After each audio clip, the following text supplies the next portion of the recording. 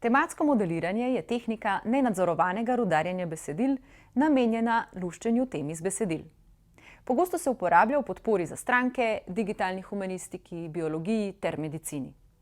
Obstaja širok nabor tehnik za tematsko modeliranje, tokrat pa bomo spoznali latentno Dirichletova dodelitev ali na kratko LDA. Preprosto rečeno, LDA sklepa, da so teme sestavljene iz besed, ki se pogosto pojavijo skupaj. Poglejmo si, kako to deluje v praksi. Odprimo Orange ter naložimo podatke Parlament iz gradnika Datasets. Dodamo gradnik Corpus, nato Preprocess Text. V Preprocess Text dodamo lematizacijo z lemagenom. Nato dodamo Bag of Words s TF-IDF transformacijo. Tokrat smo zgolj na hitro zgradili ustrezen delotok. Za podrobnosti si poglejte video o predobdelavi besedil. Dodali bomo eno manjšo podrobnost pri predprocesiranju. Da zagotovimo zares dobre rezultate za tematsko modeliranje, bomo v razdelku Filtering dodali opcijo Document Frequency, kjer bomo izbrali filtriranje po absolutnih vrednostih.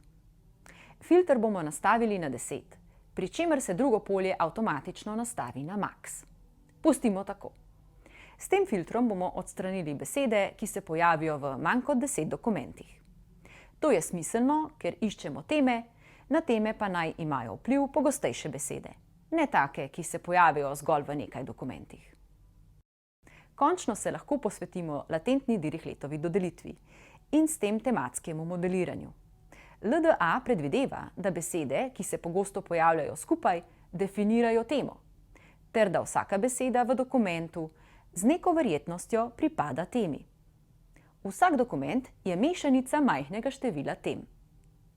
Latentna Dirichletova dodelitev je jezikovno neodvisna metoda, ki zahteva vnaprej določeno število tem, ter dobro deluje za daljše dokumente, ki koherentno razpravljajo o temah, na primer članki, blogi, literarna dela, parlamentarne debate.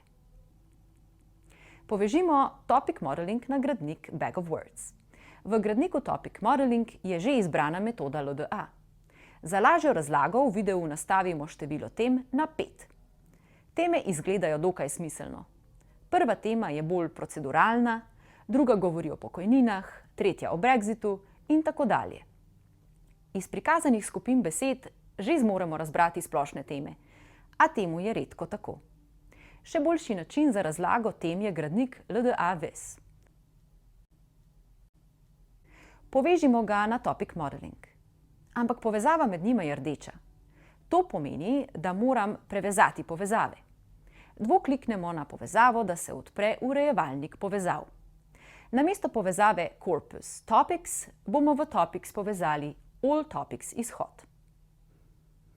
Odprimo LDA-VES. Gradnik prikazuje besede, ki so značilne za posamezno temo. Vendar pa so besede v tem primeru obtežene z relevantnostjo, ne zgolj z verjetnostjo besede v temi.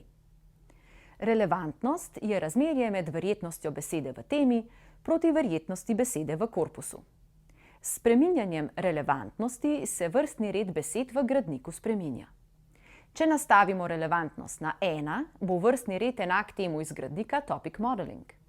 Dobro razmerje je 0,5, kjer bodo besede enakovredno obtežene glede na to, kako specifične so za temo in kako pogoste so v korpusu. Prva tema ni več proceduralna. Sedaj tema pokriva nekaj različnih podtem, kot so zloraba žrtev ter finančna politika. Tema 2 izrazito govori o pokojninah z manjšo podtemo ribištva. Tretja tema pa je, kot smo že ugotovili, o Brexitu.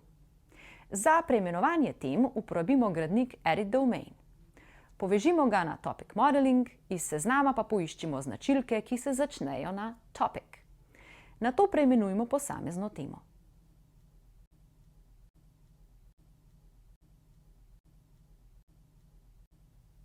Da bi lahko popolnoma poustvarili vizualizacijo LDA-VES, kot sta si jo zamislila Sievert in Shirley, bomo uporabili gradnik MDS.